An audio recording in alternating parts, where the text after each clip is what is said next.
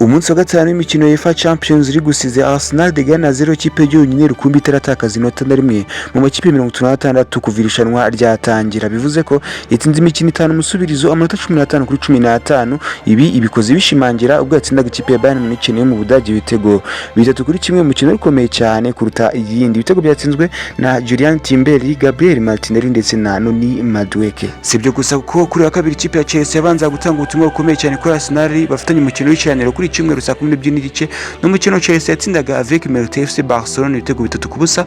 Uyu mukino abasore babiri b'abanyempano barushanya amezi hagati yabo bombi, gusa bari mwiyanganishwa rikomeye cyane rigamije kumenya ufite ikiragano cy'ejo hazaza cyangwa se utanga icyizere cy'ejo hazaza.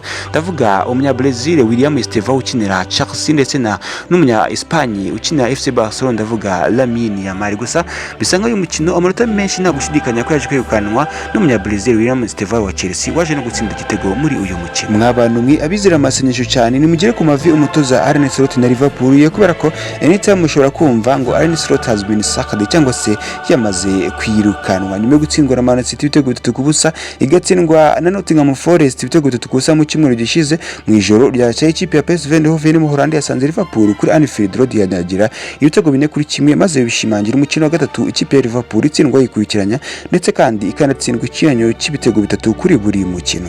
Bajya bavuga ngo nta musaza uzaza atisenyeye. Nyuma yo gutsindwa Newcastle mu cyumweru cyashize muri English Premier League, umutoza Pep Guardiola utoza Man City asa n'ukurira ikishi kuri wa kabiri ubwo yafataga icyemezo cyo kubanza abasore b'inkingi za mwamba kuri bench barimo Erling Braut Haaland, Phil Foden, Jeremy Doku n'abandi batandukanye. Ikipe ya Bayern Leverkusen yamusanze kuri Etihad Stadium maze ihamutsindira ibitego 2 ku busa.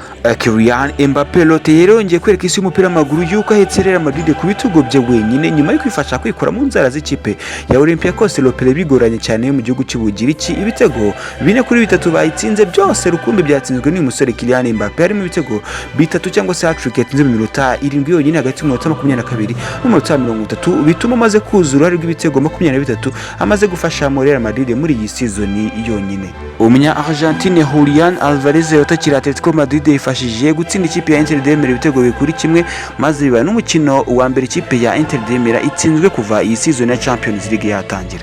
Hari haciyeho amezi make cyane gusa amakipe yombi ahuriye ku mukino wa nyuma wa UEFA Super Cup ihuza ikipe yatwaye UEFA Champions League yo nta yindi ni Paris Saint-Germain ndetse n'iyatwaye Europa League yo ni Tottenham Hotspur. Amakipe yongeye guhura mu ijoro ryakeye, ekipe ya Paris Saint-Germain inyagira Tottenham Hotspur ibitego 5 kuri 3 harimo ibitego 3 cyangwa se hat-trick yatsinzwe n'umunya Portugal Vitinha.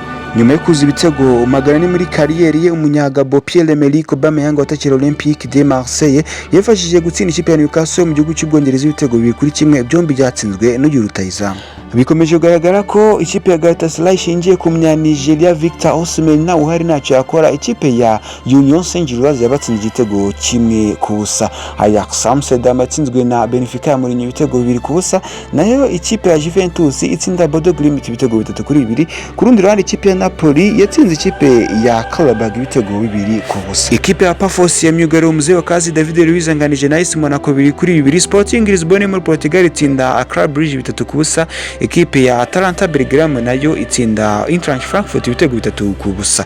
Ku rundi ruhande ikipe ya Kara Almaty muri Kazakhstan yatsindwaga na FC Copenhagen yo muri Denmark. Nkuko nababwiye mu bikiri itari maze gukinwa, Arsenal de Ghana zino kipe rukumbi itaratakaza inota na rimwe. Paris Saint-Germain, Bayern Munich ni Inter de Milan na Real Madrid zo zimaze gutakaza umukino umwe wonyine. Borussia Dortmund na Chelsea zimaze gukwiza amanota 10. Ajax Amsterdam yo mu Holland ino kipe rukumbi yonyine itarabona inota na rimwe mu mikino 5 yose imaze gukina yayikubiswe umusubirizo. Ibi byiza kuri mwese nk'ibisanzwe. Jean Pierre Journaliste G Blues, ciao ciao.